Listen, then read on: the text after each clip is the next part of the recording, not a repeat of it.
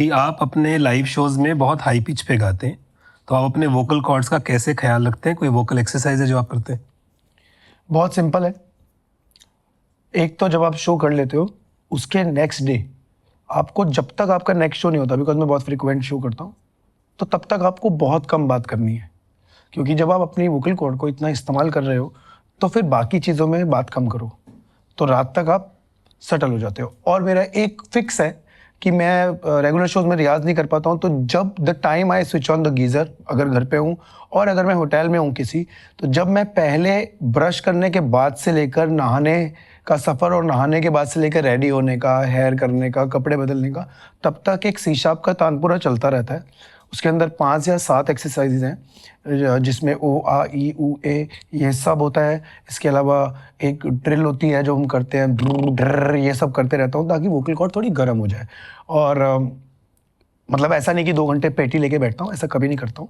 जब घर में होता हूँ तब करता हूँ। बस ये फिक्स है। और शो से पहले कम से कम 1 घंटा तो आप कुछ ना कुछ हमिंग करो, कुछ भी करो, चाहे एक सुर पे करो, चाहे एक ही नोट पे करो, नीचे करो, खर्च में करो। और ऐसा भी नहीं है, अगर आपको ऊपर गाने का मन कर रहा है तो मैं भी चेक कर लेता हूँ, थोड़ी देर प्रैक्टिस करके कि सही जा रहा है तो ऊपर गा के देख लिया, ओके है तो बाकी स्टेज पे हो जाता है ऐसा। दूसरा पार्ट है कि आपकी आवाज़ में बहुत दर्द है।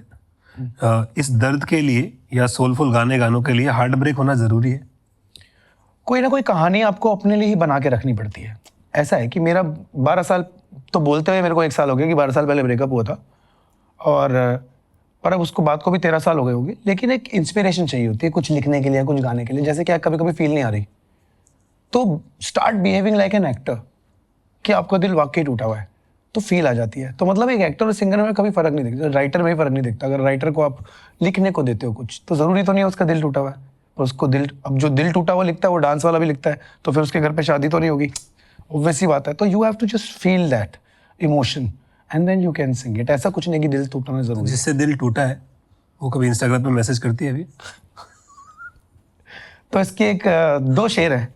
तो पहला शेर जो था वो लिखा था कि मैं उनसे खफा हुआ ही नहीं, और जिस तरह उन्होंने मुझे छुआ किसी और ने छुआ ही नहीं, और सागर की आंखें बताती है उसकी मोहब्बत की दास्तां, कि जब एक बार उनसे हुआ फिर किसी और से प्यार हुआ ही नहीं। वाह। तो ये बात वो समझ नहीं पाई।